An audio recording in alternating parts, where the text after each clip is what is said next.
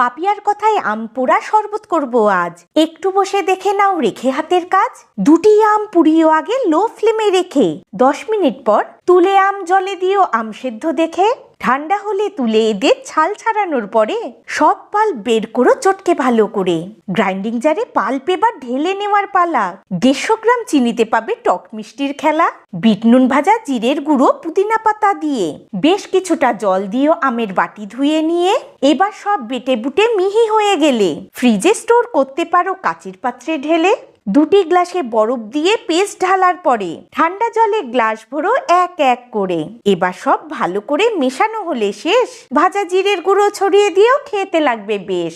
এই গরমে যদি একবার তৈরি করে খাও, বলতেই হবে তোমায় So tasty, so yummy, just looking like a wow. এইভাবেই যেন তোমাদের ভালোবাসা পাই। কাল আবার আসবো ফিরে, আজ তবে যাই।